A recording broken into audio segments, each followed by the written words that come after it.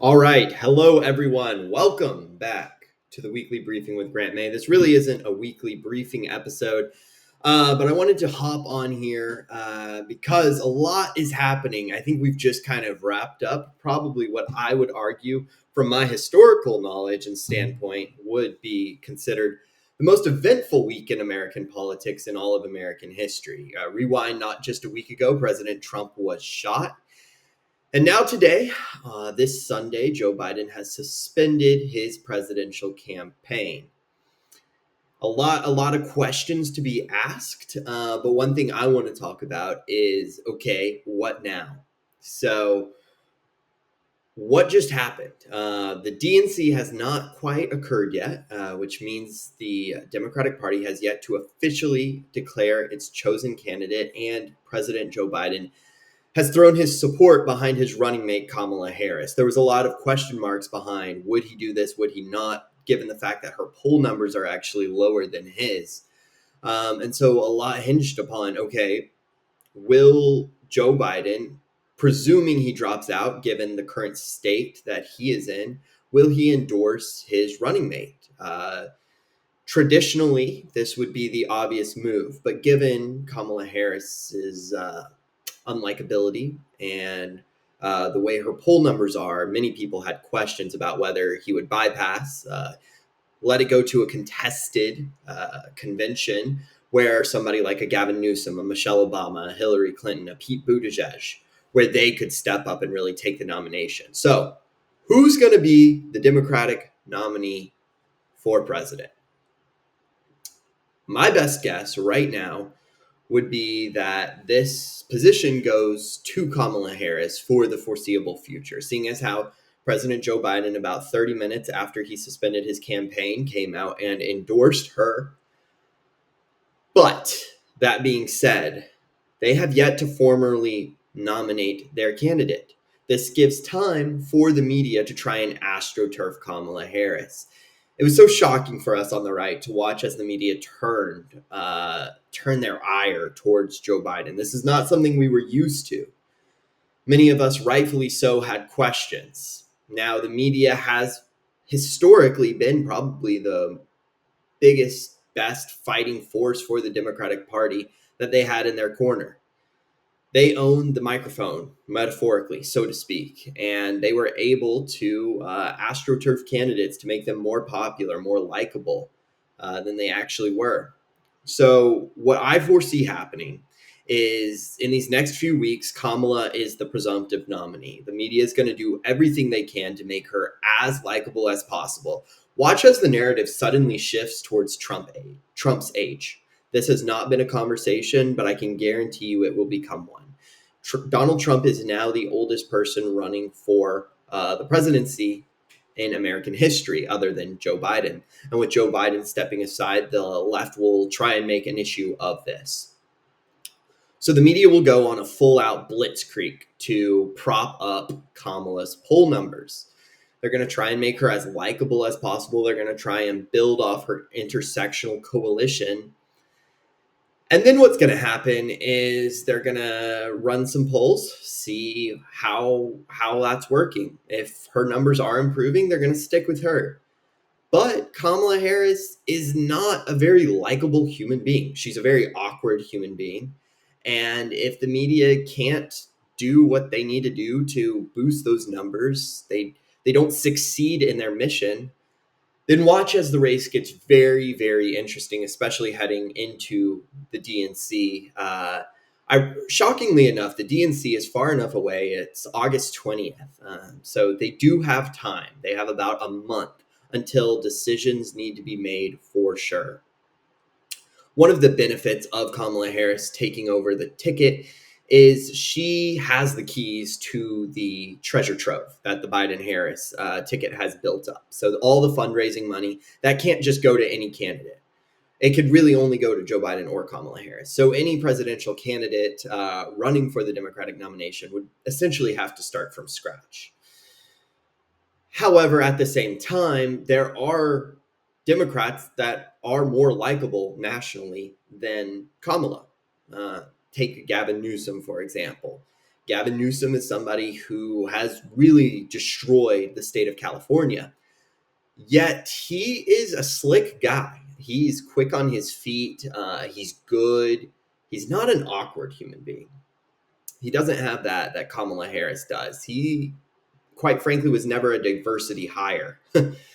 Imagine being a straight white male politician in the Democratic Party these days. I mean, you truly have to be good if you make your way to the top echelon of the Democratic Party without checking any intersectional boxes. So Gavin Newsom is somebody that we could see throw his hat in the ring, especially if presuming that Kamala Harris's poll numbers don't raise with added help from the mainstream media. Another person we could see throw their hat in the ring is a Josh Shapiro from Pennsylvania. He has been a rising star in the Democratic Party. He is somebody that won in what will be a swing state.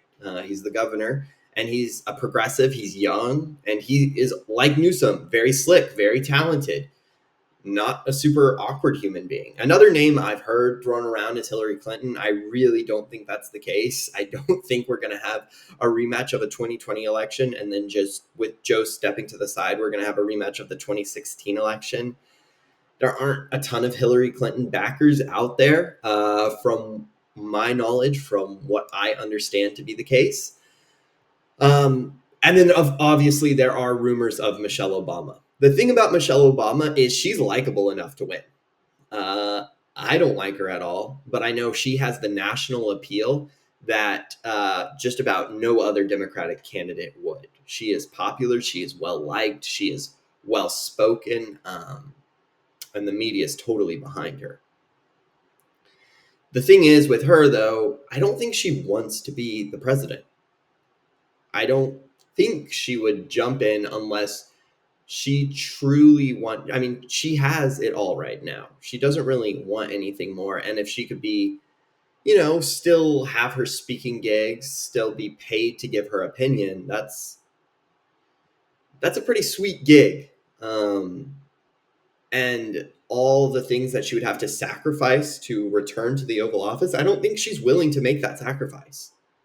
The reason people talk about her is because they know she's incredibly talented and she could win. But I don't think she wants it. And that's a huge factor. So let's see. We've talked about Gavin Newsom. We've talked about Josh Shapiro. We've talked about Hillary Clinton. She won't run. And we've talked about Michelle Obama. If I were a betting man, and there's also Gretchen Whitmer, similar to Josh Shapiro. She is from Michigan. I do believe she carries more, or she's from a swing state, I should say, Michigan. I think she carries more baggage than Josh Shapiro, given her response to COVID-19. There was a lot of negative news stories that came out of what was happening in Michigan.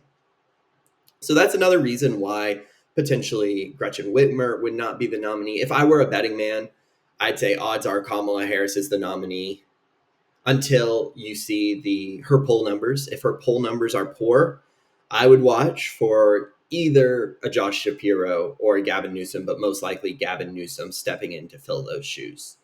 So yeah, that's my expert analysis. But what do I know?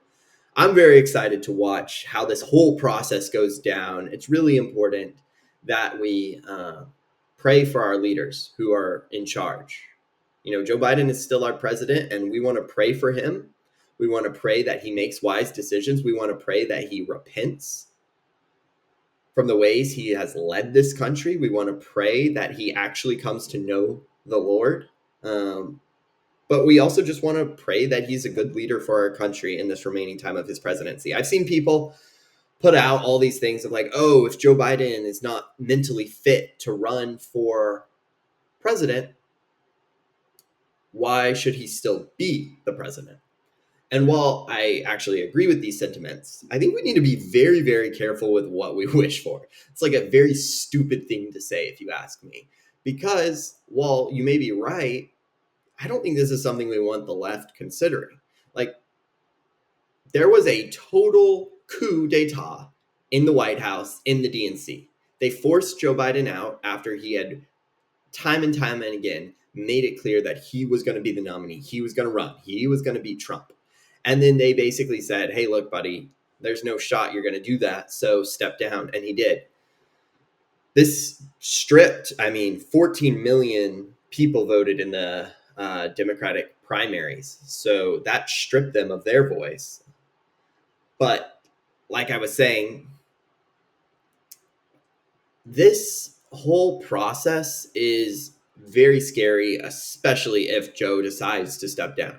Because then presumably you would have Kamala Harris, who either will be the next president or she'll be acting as a lame duck, which Kamala Harris, with no accountability, no need to appeal to the middle, is truly a scary, scary thought. She is truly malicious. Whereas Joe is just kind of a doddering, senile old man who's been in Washington forever.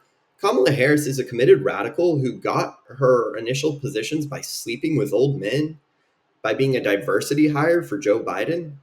She's somebody who has continuously targeted pro-lifers, jailed them, punished them, fined them, using her power as the Attorney General of California. There were pro-lifers that exposed Planned Parenthood selling baby parts for money. And what did Kamala Harris do? Did she go after Planned Parenthood? No, she went after the pro-lifers that exposed that. She's a committed radical, and I do not want to see her ever getting near the halls of power. I've spoken very publicly on my distaste for some of the Trump 2024 policy platforms. Just yesterday, he was out there once again combating Project 2025. He was out there saying that the people who support these policy proposals, which are really just conservative policy proposals, are just like the radical left. He called them the radical right. And I had a moment of like, okay, maybe I am the radical right. Like, we have to move the Overton window. We have to stop compromising and shifting everything to the left. You look at where Republicans are today, they're to the left of where Democrats were 15, 20, 30 years ago, for sure. I've made this point before, but it bears repeating. Bill Clinton would be a Republican today when he ran for office. And that's to say, we want President Trump to get elected, and we want him to be the radical that the left thinks he is. The left makes this straw man. Kamala Harris yesterday, I know I'm ranting at this point, but I'll make this brief. Kamala Harris yesterday tweeted out that should President Trump win, he would sign a national abortion ban. This is fear-mongering on her part, but I wish it were true. I wish I could sit behind this microphone and tell you today that President Trump would get into office and all of a sudden we're just going to go crazy. We're going to get our guys into the administrative state, just go buck wild, firing left and right, rewriting policy, cutting all the bureaucratic red tape, and instituting new policies that are actually righteous. I don't think that's going to happen, but I do think Trump is going to be a better friend to us than any other nominee would. And if the thought of Kamala Harris does not drive you to vote for Donald Trump over, I would crawl over broken glass to vote for Trump instead of having Kamala Harris be our nation's 47th president. That is a scary thought like no other. So I want to encourage you guys, stay committed to making a difference. Pray for our leaders. We need to be involved in this election cycle, and we need to hopefully help be part of the movement that pushes Trump to the right. Granted, we got to win an election first, but assuming we win, be the committed radicals that the left thinks we are. Be the people actually championing pro-life, pro-family, pro-American policies. We do not want these leftist radicals shifting the conversation. And let's actually be frank. It's not the leftist radicals who have been shifting the conversation to the left. It's been right-wing individuals. It's been the neocons. It's been everyone and their uncle.